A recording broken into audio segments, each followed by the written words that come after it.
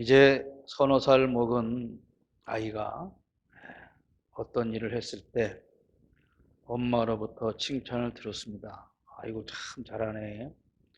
그때 아이가 하는 말이 이런 겁니다. 엄마, 나 참 잘했지. 나도 이제 다 컸지. 그치? 그렇게 말하는 아이들이 있습니다. 아마도 이 엄마는 아이를 칭찬할 때마다 아이고, 이제 다 컸네. 그렇게 말을 해왔던 것 같습니다. 왜 아직 그것도 못하느냐? 그런 말보다는 이제 커서 아주 참 잘하는구나. 그런 말이 아이들이 들을 때 기분이 좋아지고 또 그런 말을 듣고 자라는 아이가 바르게 성장하는데 도움이 된다라는 그런 이야기를 들은 적이 있습니다. 그런데 자녀들은 부모로부터 철없다는 말을 들을 때에 가장 기분 나쁘게 생각한다고 합니다. 네가 뭘 안다고 그러냐? 아니, 어른들이 하는 일에 네가 뭘 안다고 끼어들어, 어린 것이. 이런 말들을 들을 때 자녀들은 아주 기분 나빠하게 됩니다. 그런데 중요한 것은 지가 다 커서 나도 이제 어른이야, 이렇게 말하면서, 그러니까 나도 다 컸으니까 이제 나도 좀 하고 싶은 대로 하게, 제발 잔소리 좀 하지 말고 그냥 좀 놔둬 주세요. 그렇게 아이들이 말을 하죠. 그런데 막상 하는 일을 보면 참 철딱선이 없는 일이 한두 가지가 아니고 한두 번이 아니라는 것이 문제입니다. 나도 다 컸어요. 나이 먹을 만큼 먹었어요. 왜 그렇게 잔소리만 하세요? 제발 내 인생 내가 살게 좀 놔두세요. 그렇게 말을 합니다. 그러나 하는 일을 보면 참 철이 없는 거죠. 어른은 아이들을 무시하려고 하고 또 아이들은 그런 어른들을 보면서 뭘 아느냐며 모든 말을 꼰대의 잔소리로 치부해 버리곤 합니다. 그래서 부모와 자식 간에 갈수록 대화가 사라지고 소통도 사라집니다. 한 집에 있으면서도 카톡을 보내거나 문자 메시지로 묻고 답을 하죠. 여러분, 소통은 뭘까요? 지금 대통령 당선자가 늘 소통을 강조하고 있지 않습니까? 그런데 문제는 뭐냐면 소통은, 자, 이제부터 내가 하는 말을 잘 들어봐. 그리고 내가 내 생각을 오랫동안 말을 하고, 자, 이제 소통 되었으니 마치겠습니다. 이런 건 소통이 아니라는 겁니다. 그런데 지금 그것을 소통이라고 생각을 해서 방송에 나가서 만나는 사람마다 장시간에 말을 하죠. 그리고 소통한다고 그래요. 소통은 그런 게 아닙니다. 소통의 기본은 듣는 자세가 되어 있느냐, 그런 것이죠. 요즘 얼마나 많은 정치인들이 소통을 강조하고 있습니까? 많은, 막상 어떠한 유권자로서의 의견을 전달하면 기분 나빠하고 건방지다고 생각하고 그러지 않습니까? 그건 소통이 아닙니다. 오늘 본문에 등장하는 이야기를 보면 그렇습니다. 어른들은 서로가 예수님을 쫓아다니면서 듣기도 하고 병도 고치고 얻어먹기도 하면서 정작 아이들이 그렇게 하는 것에 대해서는 별로 기뻐하지 않았다는 사실입니다. 어떤 부모라도 부모가 존경하는 사람이 있다면 그 내가 존경하는 사람에게 내 자식을 자랑하고 싶고, 내가 존경하는 그분이 내 아이의 손이라도 잡아주기를 바랍니다. 제가 아는 어떤 젊은 엄마는 이재명 대통령 후보가 연설할 때 일찌감치 현장을 찾아가서 맨 앞자리를 지키고 있다가 그 아이를 후보가 안아주게 하고 그 아이의 옷에다가 사인을 받고 그리고 함께 찍은 사진을 갑옷처럼 보관하는 사람도 있습니다.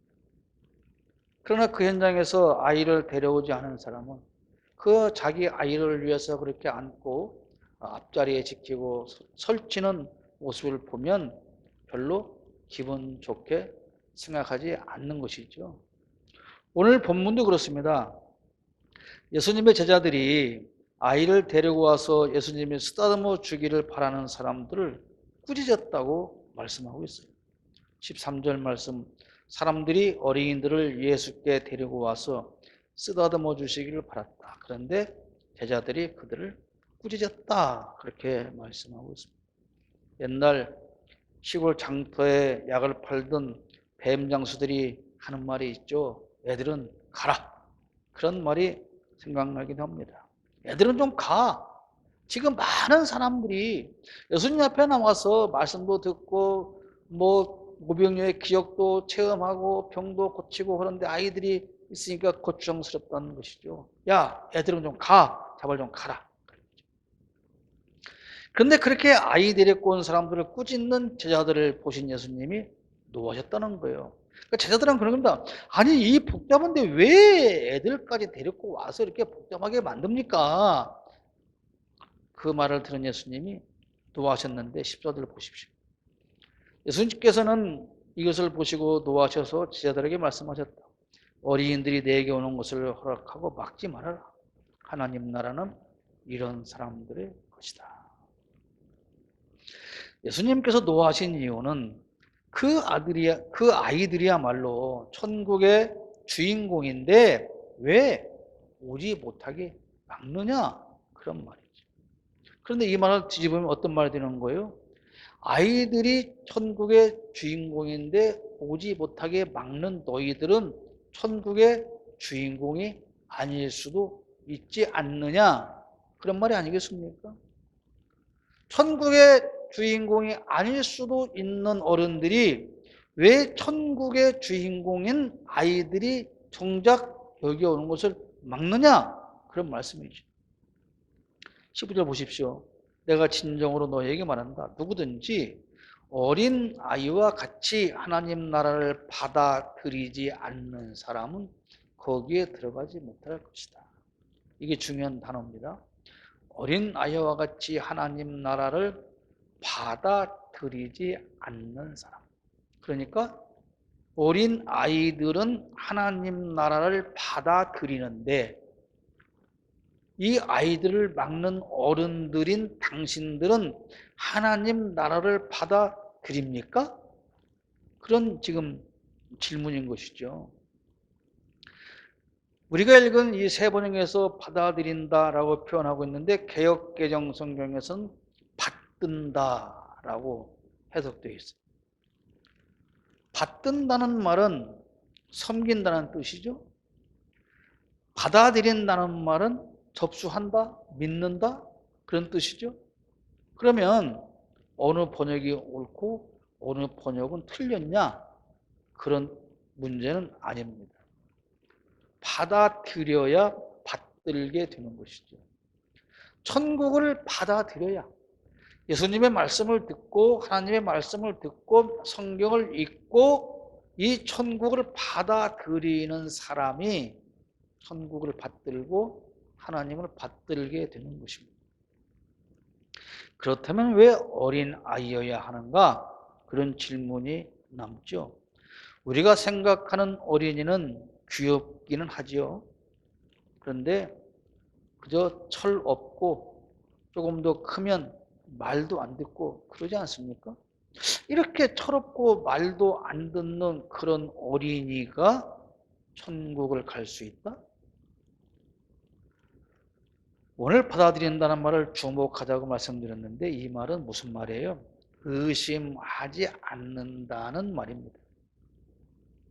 예수님께서 지금 천국에 관해서 이야기하는데 아이들은 의심하지 않고 받아들이고 있다 그런 얘기죠.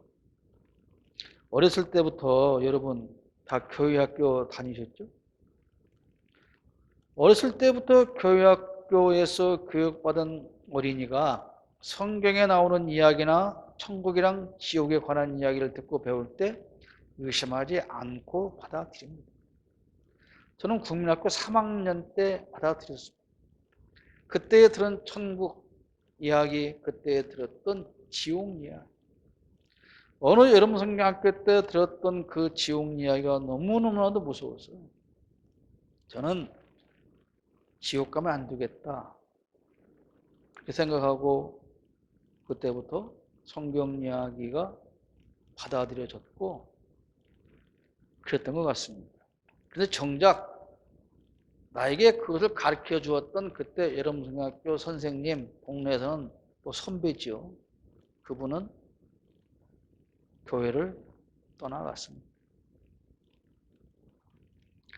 성경에 등장하는 유인들의 이야기도 의심하지 않습니다. 여러분, 사도 바울의 이야기 진짜 그랬을까? 의심됩니까? 다윗의 이야기, 아브라함의 이야기 다 받아들여지십니까? 수많은 기적에 관한 이야기도 다 믿어지십니까? 오병이어의 역사, 바다 위를 걸어가던 베드로, 죽은 나사로가 살아나는 이야기, 이런 기적들이, 이런 이야기들이 여러분에게 다 믿어지느냐? 그런 말이에요. 어려서 유치부, 영아부, 초등부 다닐 때는 이 이야기들을 잘 믿고 받아들이는데 어떻게 되죠? 점점 자라서 중학생이 되고 고등학생이 되고 대학생이 되어 갈수록 점점 내 키가 자라서 어른과 비슷하게 되어져 갈수록 이 아이들이 들었던 성경 이야기에 대해서 의심을 하기 시작하게 된다는 말이에요. 키가 자라고 나이를 먹어가면서 성경에 기록된 이야기에 대한 의심이 들고 이거 비상식적이지 않아? 어떻게 상식적으로 이런 일이 있을 수 있지? 아니 어떻게 과학적으로 죽은 지 나흘 된 나사로가 살아날 수 있지? 아 이거 비현실적이네. 사실이 아니네. 신화네. 그렇게 점점 아이가 자라서 어른이 되어가는 것과는 반비례해서 천국을 받아들이지 않게 되는 것입니다. 아니 사람이 죽으면 그만이지 무슨 천국이 있다고. 이치를 따지고 논리적인 설명을 요구하고 과학적인 증거를 요구하며 성경을 받아들이지 않습니다. 아니 진화론에 따르면 지구의 역사가 수백억만 년 전에 태어났다고 하는데 성경은 어떻게 그렇게 비과학적이지? 그러는 것이죠. 당연히 천국을 받아들이지 않고 세상을 향해서 아이들은 떠나가게 됩니다. 오늘 본문에 등장하며 예수님을 따르고 추종하는 그 많은 어른들은 사실 천국을 받아들이거나 받들기 때문에 지금 예수님 앞에 모여 있는 것이 아닙니다. 천국과는 상관이 없습니다. 천국 관심도 없습니다. 어른들은 세상 것을 위해서 자기를 위해서 예수님을 지금 따라다니고 있는 것입니다. 그러나 그 부모를 따라온 어린 아이들은 예수님이 하는 천국에 관한 모든 말씀을 지금 다 믿고 사실로 받아들이고 있는 것이 관심이 어디 있는 누가복음 18장 8절 말씀 인자가 올 때에 세상에서 믿음을 찾아볼 수 있겠느냐 그랬죠. 오늘 우리 한국 교회를 가득 메우는 저 많은 성도들 가운데 과연 천국을 받아들여서 지금 예배당에 앉아있는 사람은 과연 얼마나 될까요? 예배당 안에 순수한 믿음을 가진 어린 아이와 같은 신앙인이 많지 않다는 것입니다. 성경에 기록된 말씀을 그대로 받아들이지 않습니다. 왜 그래요? 모두가 다 어른이 되었기 때문에 그런 거예요. 여러분 가정의 아이들이 언제부터 말을 안 듣기 시작합니까? 예? 아따 너 키 많이 컸다. 이제 엄마보다 키가 더 컸네? 이제 키가 아빠하고 비슷하네? 그럴 때부터 아이들은 아이러니하게도 부모의 말을 잘 듣지 않기 시작합니다. 왜?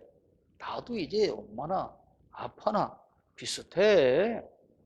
나도 이제 어른이야. 키가 부모와 비슷해질 무렵부터 말을 안 듣는 거예요. 내가 예수 믿은 지 30년이야, 50년이야. 못돼 신앙으로 평생 예수 믿었어.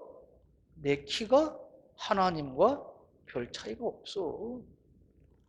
성경 이야기 수백 번, 수천 번 다 외울 만큼 다 알고 있어. 내 키가 하나님과 별 차이가 없어. 안 받아들여지는 겁니다. 그래서 어른은 안 된다는 거예요. 성경에 기록된 천국을 그대로 받아들이고 받든다면 교회 안에서 왜 다툼이 일어납니까? 서로 위에 서서 더 많은 권력을 가지려고 싸울 필요가 없을 것 아니겠습니까? 교회 안에 예수를 믿고 천국을 받아들이려는 순수한 신앙을 가진 어린아이와 같은 성도가 없기 때문에 서로가 어른이어서 서로 꾸짖고 있는 거예요. 왜 당신은 왜 그래? 내가 어른인데. 어린아이처럼 순수한 믿음을 가지고 하나님의 말씀을 받아들이고 받들어야 합니다. 천국은 그런 사람들의 것이라는 겁니다. 어린아이는 부모를 의지하죠. 아이들끼리 지금 다툼이 일어났어요. 그럼 어떤 아이가 그래요. 에이씨, 우리 아빠한테 이를 거야, 너. 그러면 싸우던 다른 아이가 뭐라고 합니까? 웃기지 마. 우리 아빠가 니네 아빠 이기거든? 그러잖아요. 서로 자기 아빠가 절대적인 거예요, 아이들. 아이는 왜 천국의 주인공이냐? 이겁니다. 하나님이 절대적이기 때문에. 하나님을 절대적으로 믿고 의지하는 사람이 천국의 주인공이다. 그런 말씀을 지금 드리는 것입니다.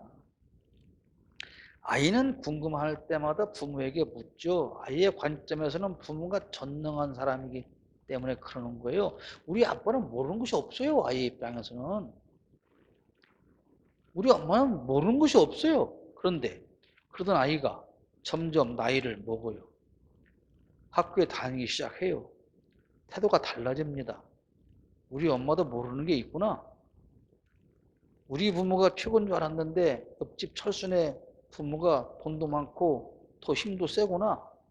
그런 것도 알게 됩니다. 그리고 알고 보니까 우리 부모는 아이고 대학도 못 나왔네. 아이고 무식하네. 나는 지금 대학생인데. 부모를 절대적인 존재로 받아들일 수가 없게 됩니다. 아빠는 엄마가 다 해결해 줄 줄 알았는데 아니야. 엄마 아빠가 별로 해결해 주는 게 없어. 말로는 야 니네 힘들고 어려운 일 있으면 다 엄마 아빠한테 말해야 돼. 그런데 막상 말을 해놓고 보니까 뭐 해결해 주는 것도 없어요. 우리가 신앙생활을 하면서 말로는 늘 하나님을 믿고 모든 것을 다 맡긴다고 합니다. 그러나 사실은 그런 삶을 살지 않아요. 하나님께 맡겨봐야 또 해결될 거라고 하는 믿음이 나에게 없어요. 왜? 나도 어른이 되었기 때문에. 아이가 힘든 일을 당해서 고민하다가 부모나 선생님께 상담하고 대응 방법을 듣기는 하지만 그 방법대로 꼭 그렇게 따라서 살지는 않아요. 왜? 그렇게 해봤자 뭐 해결되겠어? 라는 생각 때문에 그런 것이죠. 우리는 나보다 절대적인 우위에 있는 존재에게 지시받고 의지하면서 살아가는 것입니다. 내가 비교할 수 없는 존재일 때 그 사람에게 의지하고 그 사람의 지시를 따라 사는 것이지 너나 나나 뭐 차이 없는데 내가 그 사람을 왜 의지하고 그 사람의 지시를 받겠어요? 그렇지 않습니까? 그래서 정치인들은 너희는 나를 따라올 수 없어. 웃기지 마. 같다는 것들이야 너희들은. 그러니까 너희들은 나를 의지해야 돼. 내 말만 들어야 돼. 그러는 거예요. 나와 별 차이가 없는 사람을 의지하거나 존경하지 않아요. 그럼 왜 하나님을 의지하지도 않고 존경하지 않습니까? 나나 별 차이 없어 하나님이. 그 말은 전능하신 하나님으로 나에게 인정되지 않는다는 거예요. 그러니까 말은 기도할 땐 그래요. 전능하신 전지하신 하나님 아버지, 무소부재하신 아버지 하나님, 나의 모든 문제를 다 맡겨드린다. 그렇게 기도는 말로 하지만 실질적인 삶에서 하나님이 그런다고 나 문제 해결해 주겠어? 라는 생각을 가지고 있는 것입니다. 여러분, 대통령에 당선된 측에서 흘러나오는 그 많은 소문, 우리가 듣지 않습니까? 공식적으로 발표되지 않는 소문들이기는 하지만 그들이 누구의 말을 듣고 철저하게 그들의 말에 따라서 행동하고 결정하며 사는지 짐작을 하지 않습니까? 청와대 가지 말라는 거예요. 그러면 만약에 우리가 청와대 가지 마세요. 그럼 왜? 그거 안 좋아요. 웃기고 있는. 그럴 거 아니에요. 근데 법사가 가지 말라는 거예요. 그래요? 진짜요? 안 갈게요. 왜 그래요? 절대적인 존재를 믿기 때문에 그러는 거예요. 북악산에 가면 어찌어찌 될 것 같으니까 가지 마라. 그래서 청와대에 안 들어가는 거예요. 들어가다 가면 죽을 것 같아요. 왜? 절대적인 존재가 나한테 지금 말한 거예요. 그걸 어떻게 거절합니까? 그 한 가지 이유 때문에 오랫동안 안전하게 구축한 국가 시스템을 파괴하고 수많은 문제를 만들고 있어요. 그들이 절대로 믿고 따른 존재들에 의한 잘못된 가르침 때문이라고 우리는 그렇게 의심하고 있지 않습니까? 무당을 신뢰해서 수천만 원짜리 구슬하는 사람들, 물을 조심하라는 점괘 때문에 배를 못하는 사람들, 수백만 원짜리 부적을 몸에 감고 다니는 사람들을 보십시오. 왜 그렇습니까? 철저히 그 어떤 존재에 지배에 당하고 그런 존재들을 절대자로 의지하기 때문에 그런 거예요. 그렇다면 우리는 하나님을 믿는다는, 전능하신 하나님을 믿는다는 우리는, 기독교인들은 과연 하나님을 그렇게 절대자로 인정하고 믿고 의지하고 지시에 따르는 삶을 살고 있느냐, 그 말인 것입니다. 성경이 뭡니까? 절대자 하나님의 말씀이에요. 우리 믿습니까? 안 믿어요. 심지어 설교하고 가르치는 사람도 성경 하나님을 다 믿지 않아요. 그러면 믿느냐 안 믿느냐 그거는 어떻게 알 수 있어요? 그 사람의 행동을 통해서 알 수 있어요. 가세요.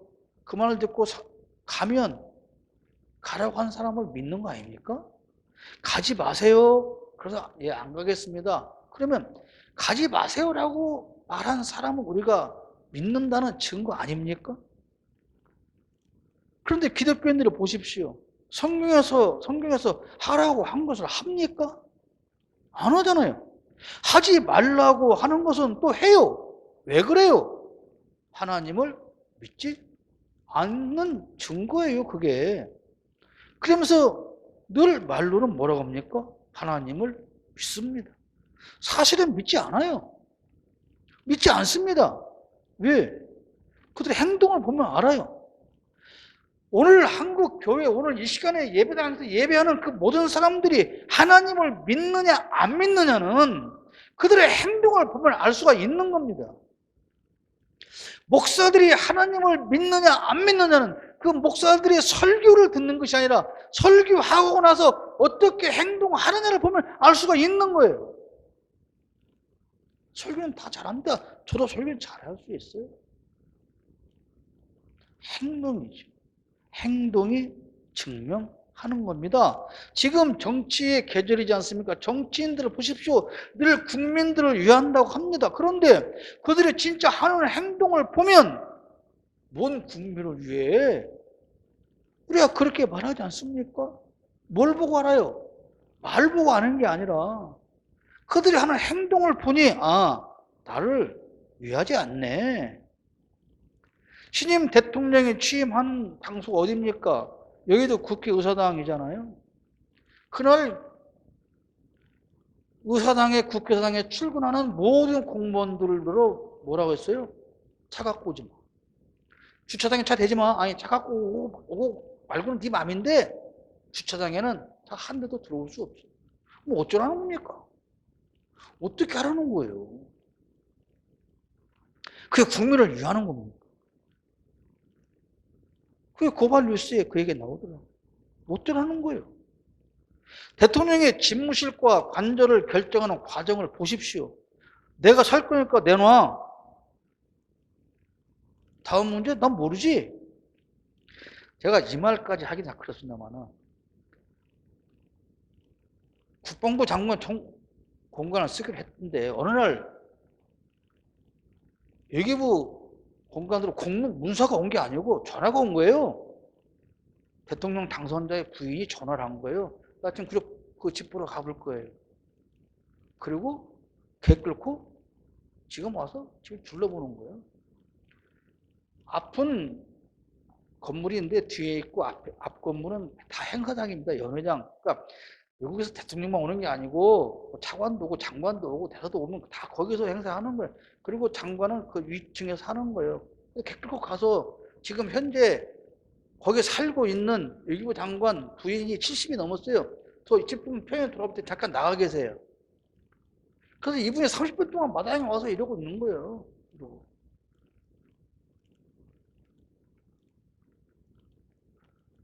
여러분, 어떻게 이렇게 오만 방자할 수 있어요? 그런데 그런 사람들이 퇴임하는 대통령이 무슨 말 한마디 하면 왜 그렇게 예의가 없냐는 거예요.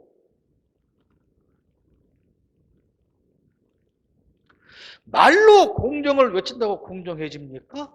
말로 소통한다고 해서 소통이 됩니까?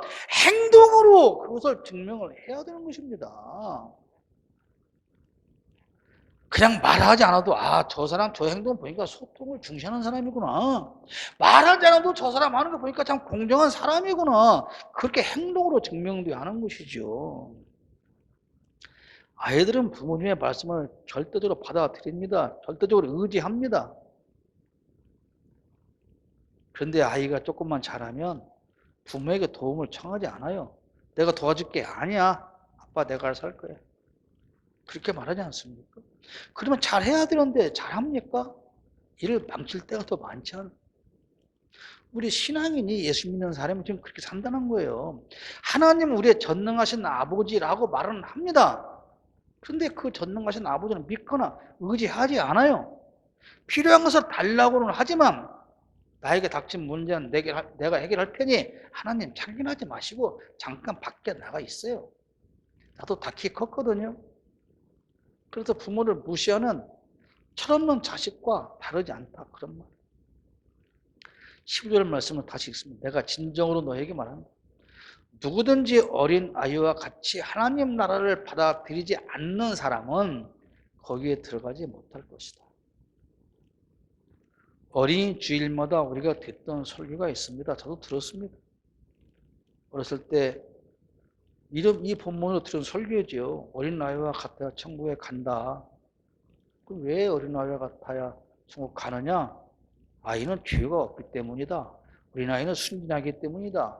어린아이는 의심하지 않기 때문이다. 이런 이유를 들어서 어린아이가 천국 간다 그런 설교를 어릴 때 참 많이 들었어요. 여러분 그런데 사실 어린아이의 특징은 그런 것이 아닙니다. 미운 7살이라고 하잖아요. 애가 7살만 먹어도 말 안 들어요. 거짓말이에요. 부모 속여요. 이쁜 짓만 하는 거 아니에요. 그리고 원죄를 타고 태어났기 때문에 죄가 없는 것도 아니에요. 그런데 어린아이의 특징은 무엇이냐? 내가 스스로 무엇을 할 수 없는 것을 아는 거예요. 7살짜리가 엄마한테 거짓말도 해요. 말도 안 들어요. 그런데 어떤 일을 야 네가 해 그러면 아니야 엄마 나 못해. 엄마가 해주세요 이러잖아요. 어린아이의 특징은 그거예요. 엄마 아빠가 나의 필요한 모든 것을 다 해줄 수 있어 라고 믿는 그 한 가지가 어린아이의 특징이라는 것입니다. 하나님께서 오늘 우리에게 요구하는 신앙은 바로 그런 거예요. 너 스스로 하려고 하지 마. 너 하지도 못하잖아. 전능하신 아버지 내가 해줄 것이니까 나한테 믿고 맡기고 의지하고 살아. 그것이 하나님께서 오늘 우리에게 요구하시는 신앙입니다. 부모 없이는 살 수 없는 어린아이처럼 그렇게 하나님의 품에서 살아가라는 것입니다. 부모의 품에 안긴 아이는 행복하지요. 러시아의 침공을 피해서 우크라이나에서 탈출한 그 피난민 엄마의 품에 안겨서도 지금 엄마는 걱정이 타는 것 같지만 그 엄마의 품에 안겨서 평안한 모습으로 걱정거리 없이 잠든 그 어린아이 여러분 모습을 보이지 않습니까? 그 아이는 지금 전쟁이 일어났고 난리통이지만 평안합니다. 왜? 엄마 품에 안겨있기 때문에. 그 아이는 근심도 걱정도 없어요. 그렇게 살아가는 것이 신앙인의 삶이고 그렇게 살아가는 사람이 천국의 주인공이다. 그런 말씀입니다. 16절 그리고 예수께서는 어린이들을 껴안으시고 그들에게 손을 얹어 축복하여 주셨다 그랬습니다. 예수님의 품에 안겨서 축복받는 그런 어린 아이와 같은 심정으로 여러분 살아가시길 바랍니다. 하나님 앞에서 누구 키가 더 큰가 재보고 이제 다 컸다고 생각하는 그런 철없는 신앙인이 아닌 순전히 하나님만 의지하는 어린 아이 같은 그런 신앙인이 되어야 함을 이 어린 주일에 고백하시길 바랍니다. 하나님 키나 내 키나 뭐 별로 차이도 없어. 근데 뭐 그분이 뭐 나한테 해줄 게 뭐야? 그게 아니라 아이가 나보다 더 키가 크면 여러분 내 말 듣지 않잖아요? 그러나 보이는 키가 크다고 어른입니까? 요즘 그렇게 징그럽게도 말 안 듣는 아이들이 나보다 키 다 큽니다. 그러면 그 아이들이 어른입니까? 아니에요. 사랑하는 여러분, 우리는 아직 어른이 아닙니다. 하나님 없이는 살 수 없는 어린 아이입니다. 그러니까 그걸 인정하시라는 말씀입니다. 하나님 앞에서 제발 어른 노릇 이제 그만하십시오. 천국은 그런 어른의 것이 아닙니다. 천국은 어린아이의 것입니다.